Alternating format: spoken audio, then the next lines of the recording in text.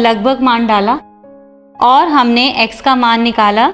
x is equal to 0.61803। Yes ma'am. x के इस मान को गोल्डन रेशियो कहते हैं। Yes ma'am. और इसे पाई से डिनोट करते हैं। मैम, पाई की इस वैल्यू का क्या महत्व है? घरों की खिड़कियों की चौड़ाई और लंबाई का अनुपात यदि फाई के बराबर लिया जाए तो वे खिड़कियां खूबसूरत लगती हैं। जैसे कि अगर हम खिड़की की चौड़ाई 6 फीट और लंबाई उसकी 10 फीट ले लें तो वे खिड़कियां देखने में खूबसूरत लगेंगी।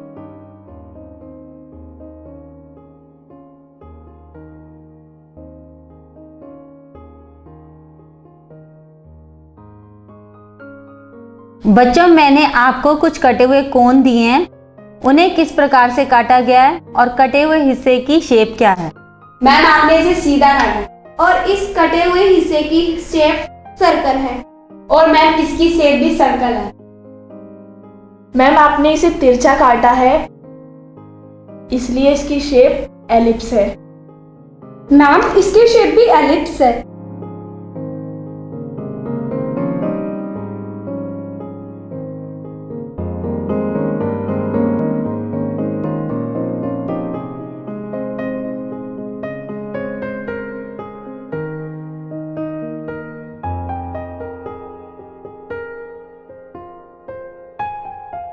और बच्चों, क्या आप जानते हो इन कटी हुई शेप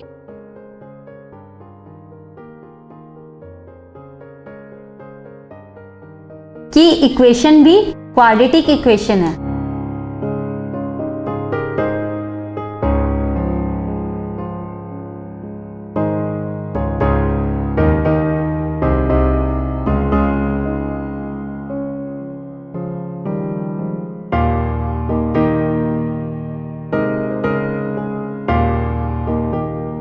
मूली गाजर को काटकर भी हम कॉनिक सेक्शंस दिखा सकते हैं। Yes ma'am. जैसे ये दोनों पैराबोला, ये एलिप्स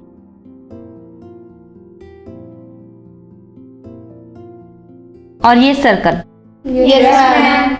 और इस प्रकार की शेप्स की चीजें हम अपने दैनिक जीवन में भी इस्तेमाल करते हैं। ऐसे कुछ उदाहरण दो। मैम, ये भी तो दो कोण हैं, एक सीधा एक उल्टा। बिल्कुल ठीक।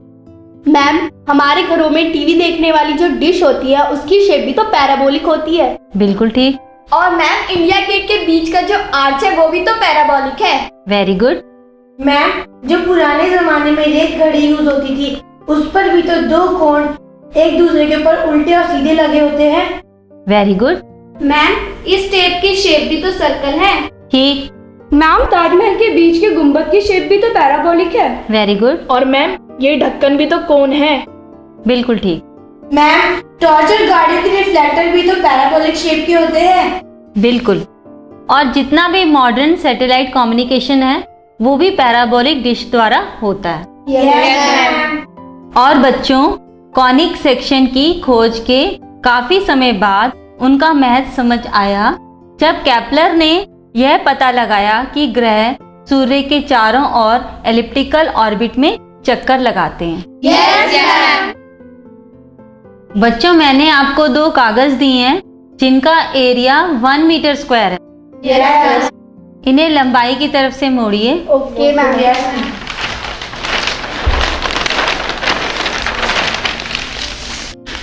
एक बार फिर मोड़िए।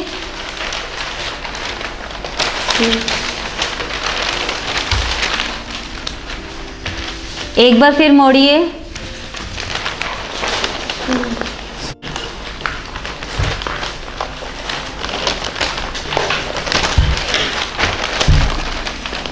ध्यान रहे, हर बारी लंबाई की तरफ से मोड़ना है। Yes ma'am. Yes ma'am. एक बार फिर मोड़िए लंबाई की तरफ से। Yes ma'am. हो गया? Yes ma'am. अब मैं आपको एक कागज दे रही हूँ जो कि फोटोकॉपी पेपर है। Yes ma'am. इसका साइज A4 है। आपने जो फोल्ड किया है उसे नाप के बताइए कि क्या ये सेम है कि नहीं। ओके। Yes ma'am. इनका साइज चेक कीजिए और बताइए।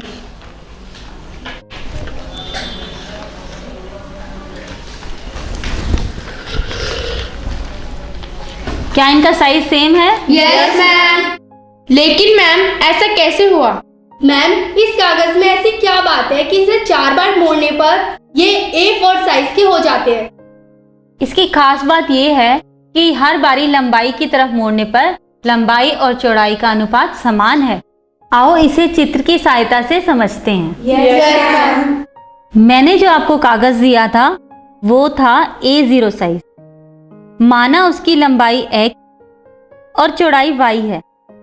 जब हमने उसे लंबाई की तरफ से मोड़ा तो वो बन गया A1 साइज, जिसकी लंबाई y और चौड़ाई x/2 है।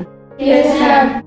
उसके बाद हमने उसे फिर लंबाई की तरफ से मोड़ा तो वो बन गया साइज A2, जिसकी लंबाई x/2 और चौड़ाई y/2 है। ठीक है। Yes ma'am. हमने उसे फिर मोड़ा लंबाई की तरफ से तो साइज बन गया A3। अब लंबाई y/2 है और चौड़ाई x/4 है। हमने फिर उसे लंबाई की तरफ से मोड़ा तो साइज बन गया A4 और उसकी लंबाई x/4 और चौड़ाई y/4 है। Yes ma'am. मैम इस पेपर को बार बार मोड़ने पर ये A4 साइज का बन जाता है। इस A4 साइज के पेपर में ऐसी क्या खास बात है? इन A4 साइज से आप क्या क्या कर सकते हैं?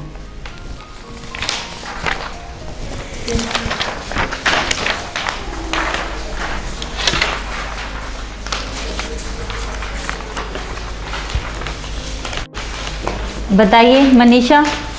मैम इस A4 साइज के पेपर को मोड़कर हम इसे A5 साइज का बना सकते हैं। बिल्कुल ठीक। मैम इससे हम कागज की कई चीजें बना सकते हैं। और क्या कर सकते हैं तमन्ना? मैम हम इस पर लिख सकते हैं और चित्र भी बना सकते हैं। बिल्कुल ठीक। मैम इसकी लंबाई और चौड़ाई नाप सकते हैं। ये भी ठीक है। मैम इसकी चौड़ाई और लंबाई का अनुपात भी निकाल सकते हैं। और मैम हम इसकी लंबाई और चौड़ाई का अनुपात भी निकाल सकते हैं। बिल्कुल चलो ठीक। लंबाई और चौड़ाई का अनुपात निकाल। ठीक है।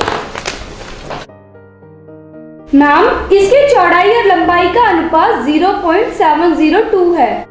चौड़ाई और लंबाई का अनुपात। Yes ma'am. और मैम मेरे इस A4 कागज की लंबाई और चौड़ाई का अनुपात 1.416 है। और मैम मेरे इस कागज की लंबाई और चौड़ाई का अनुपात 1.41 है। Yes ma'am. बिल्कुल ठीक। लंबाई और चौड़ाई का अनुपात 1.41। अरे ये लगभग √2 का ही मान है। मैम इसका मतलब तो ये हुआ कि A4 साइज पेपर की लंबाई और चौड़ाई का अनुपात भी √2 ही होता है। बिल्कुल ठीक। एक्चुअली A0 से A5 तक सभी कागजों की लंबाई और चौड़ाई का अनुपात √2 ही होता है। Yes ma'am.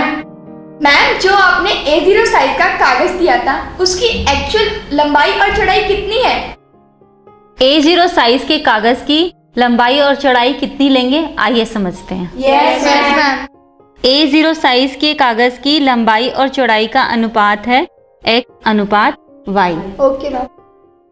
A0 साइज का x/y अनुपात और A1 का y/x/2 यस मैम। जो कि बराबर है, हमने आपको बताया था। Yes ma'am.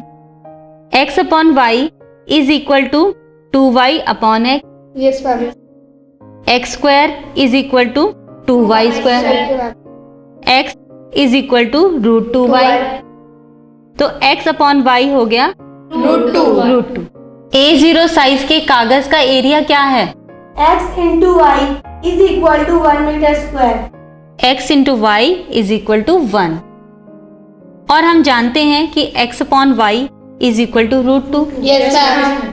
y का मान इसमें रखने पर हमें प्राप्त होता है x into x/√2 is equal to 1। Yes x² is equal to √2। Yes ma'am. ये कैसी इक्वेशन है? x² इज इक्वल टू √2 एक क्वाड्रेटिक इक्वेशन है। अब हमने √2 का लगभग मान डाला 1.414 तो हमें प्राप्त हुआ x² इज इक्वल टू 1.414। तो x का मान कितना हुआ प्रीति? लगभग 1.189 मीटर है। A0 साइज के कागज की लंबाई यानी x इज इक्वल टू लगभग 1.189। Yes ma'am. तो आइए इसका y यानी कि चौड़ाई ज्ञात करते हैं। ठीक है मैम। y बराबर y is equal to x upon root 2। बिल्कुल ठीक। अब इसमें y में x का मान रखने पर और रूट 2 का मान रखने पर y का मान क्या आया ममता? लगभग 0.84 मीटर। बिल्कुल ठीक। तो कागज की चौड़ाई कितनी हुई? कागज की चौड़ाई y बराबर 0.84 मीटर। बिल्कुल ठीक। अच्छा बच्चों, पता चला A0 साइज के कागज की लंबाई और चौड़ाई कितनी होती है? Yes ma'am. कौन बताएगा? सोनम बताओ। लंबाई लगभग 1.19 मीटर यानी 119 सेंटीमीटर। चौड़ाई लगभग 0.84 मीटर यानी 84 सेंटीमीटर। बिल्कुल ठीक। मैम, इन दोनों को गुणा करने पर एरिया आया 9,996 सेंटीमीटर स्क्वायर, जो कि लगभग 1 मीटर स्क्वायर है। बिल्कुल ठीक। बच्चों, आपने विश्वनाथन आनंद और कोनेरू हम्पी का नाम सुना है? Yes ma'am. वे किस लिए फेमस हैं? चेस के लिए। Very good. और मैम, कुनेरू हम्पी भारत की विश्व प्रसिद्ध फीमेल चेस प्लेयर है। Very good. मैं आपको कागज पे बने हुए चेस बोर्ड दे रही हूँ, इन पे रंग कीजिए। Yes ma'am.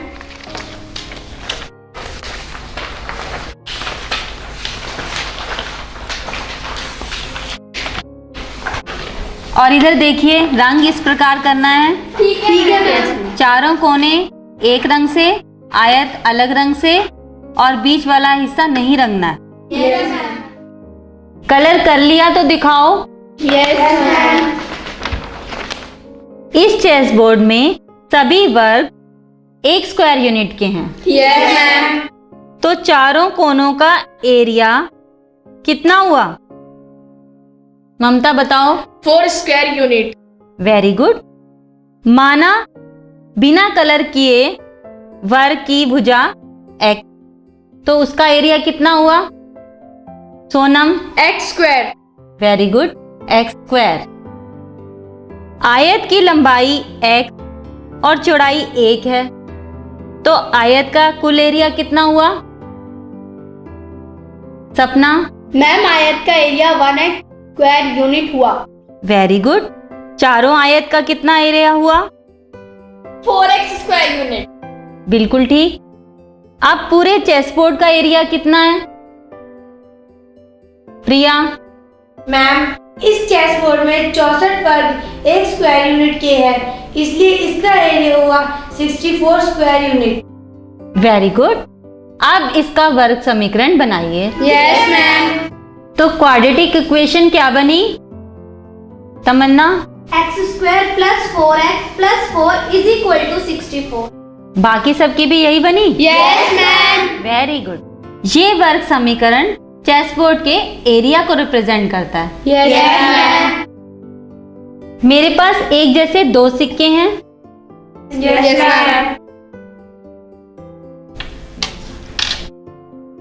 मैं एक को तेजी से और एक को धीरे से एक साथ गिराऊंगी, तो कौन सा सिक्का पहले गिरेगा तमन्ना?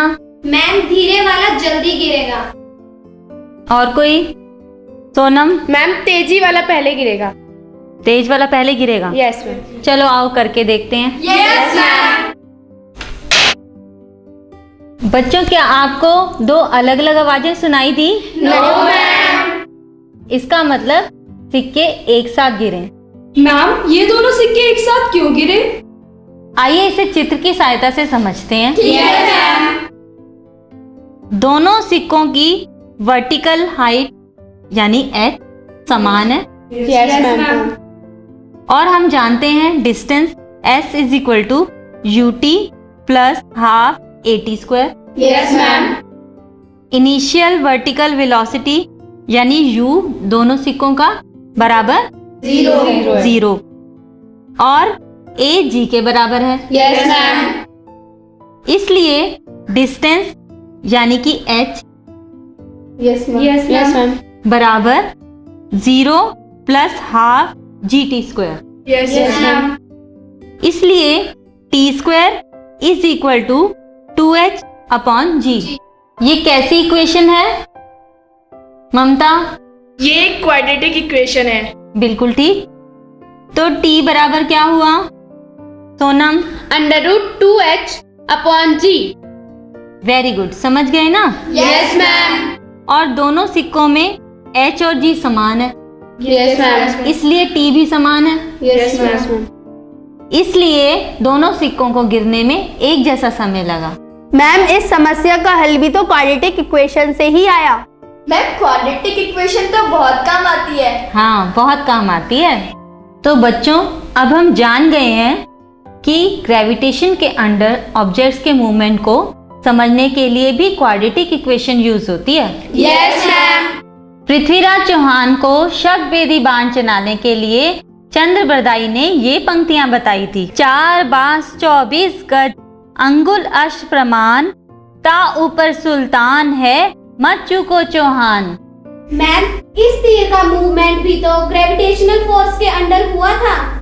बच्चों, जैसा तीर ने मूवमेंट किया, इस प्रकार के मूवमेंट में ऑब्जेक्ट दोनों डिस्टेंस हॉरिजेंटल और वर्टिकल दोनों डिस्टेंस कवर करता है। Yes ma'am. और x डिस्टेंस कवर करता है u के साथ, यानी वेलोसिटी। Yes ma'am. और y डिस्टेंस कवर करता है एक्सेलरेशन g के अंडर। Yes ma'am. यदि ऑब्जेक्ट की इनिशियल वर्टिकल वेलोसिटी m है, तो x और y यानी हॉरिजॉन्टल डिस्टेंस और वर्टिकल डिस्टेंस होंगे। हम जानते हैं s is equal to ut plus half at²। Yes ma'am. तो vertical distance y is equal to mt, u की जगह m minus half gt², a की जगह माइनस g। Yes ma'am. और horizontal distance x is equal to ut, yes ma'am. क्योंकि हम जानते हैं distance is equal to speed into time. तो t क्या हुआ? t = x/u। Very good. और t का मान समीकरण पे रखने पर y is equal to m/u into x minus half g(x²/u²। Yes ma'am. समीकरण को हमने सरल किया, -g/2u² into x² plus m/u into x is equal to y। और ये क्वाड्रेटिक इक्वेशन एक पैराबोला का है। Yes ma'am. फुटबॉल को सही एंगल और फोर्स से हिट करना होता है ताकि बॉल ऊपर के बार को टच करती हुई गोल के अंदर गिरे और गोलकीपर उसे पकड़ ना पाए।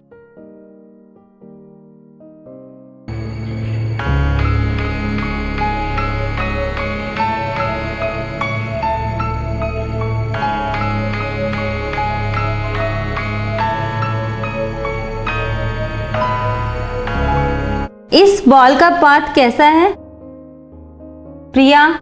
मैम ये पैराबोलिक पाथ है। बिल्कुल ठीक। और मैम इस पाथ की इक्वेशन भी तो क्वाड्रेटिक इक्वेशन है।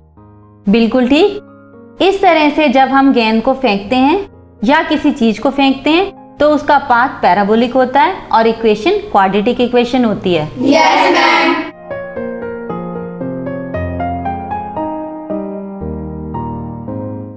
बच्चों, क्वाड्रेटिक इक्वेशन का ज्ञान हमें बचा सकता है इस तरह के हादसों से। Yes ma'am. आइए जाने कैसे। Yes ma'am. माना एक कार है जिसका मास m है, यस मैम। जो वेलोसिटी v से चल रही है, यस मैम। तो काइनेटिक एनर्जी क्या होगी? तमन्ना बताओ। ½ बिल्कुल ठीक, ½ mv²।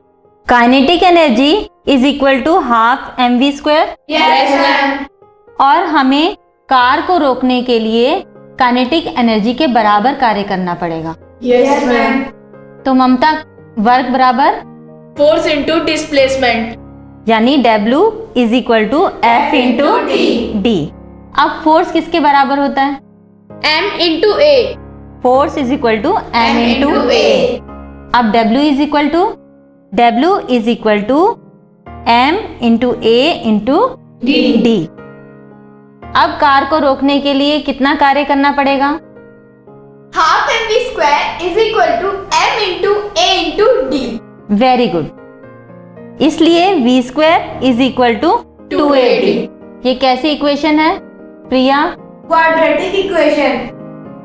d is equal to v square upon 2a।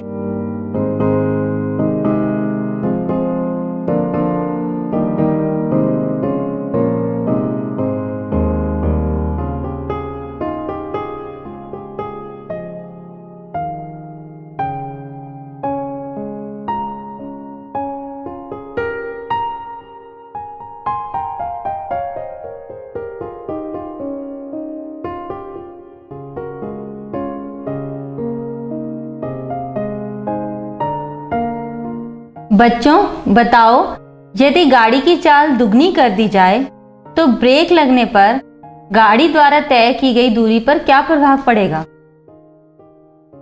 रेखा बताओ। मैम, गाड़ी पहले की अपेक्षा 4 गुना दूर जाकर रुकेगी क्योंकि इक्वेशन में v की पावर 2 है। Very good. चाल दुगनी होने पर गाड़ी में ब्रेक लगाने के बाद गाड़ी द्वारा तय की गई दूरी पहले की अपेक्षा 4 गुना हो जाएगी क्योंकि d is equal to v square upon 2a। Yes ma'am. इस समीकरण में हमने माना था कि हमने ब्रेक तुरंत लगा दिए, लेकिन वास्तव में तो ऐसा नहीं होता। Yes ma'am. हमारे सोचने में और ब्रेक लगाने में कुछ समय का अंतर होता है। Yes ma'am. हम मानते हैं कि वो अंतर सेकंड का 2/3 हिस्सा है। Yes ma'am. तो अब इक्वेशन क्या हुई? गाड़ी के रुकने के डिस्टेंस की समीकरण हुई d is equal to v square upon 2a plus 2/3v। Yes ma'am. Ma'am 2/3 v क्यों? क्योंकि distance is equal to time into speed. Yes ma'am. बच्चों, गीली सड़क में यानी कि रेनी सीजन्स में a का मान कम हो जाता है। Yes ma'am. मैम, a का मान कम होने पर d का मान बढ़ जाएगा और गाड़ी अधिक दूरी पर जाकर रुकेगी। Very good. इसलिए गीली सड़क पर हमें गाड़ी की स्पीड कम रखनी चाहिए ताकि एक्सीडेंट से बच सके। Very good. इसलिए हमें ये सावधानी रखनी चाहिए कि गीली सड़क पर गाड़ी चलाते समय गाड़ी की चाल कम रखनी चाहिए। Yes ma'am. बच्चों, एक्सीडेंट इन्वेस्टिगेटर्स d यानी स्टॉपिंग डिस्टेंस से ही गाड़ी की स्पीड एक्सीडेंट से पहले क्या थी का पता लगाते हैं। Yes ma'am. आओ इससे संबंधित एक समस्या हल करते हैं। Okay ma'am. माना एक कार दुर्घटना में ब्रेक लगाने के बाद कार द्वारा तय की गई दूरी 60 मीटर है। यदि a is equal to 1.2 metre पर सेकंड स्क्वायर हो तो गाड़ी की चाल बताइए। बच्चों, समीकरण क्या बनी? Mamata. 5/12 v square plus 2/3v minus 60 is equal to 0। Very good. आइए समझते हैं ये कैसे बनी। Yes ma'am.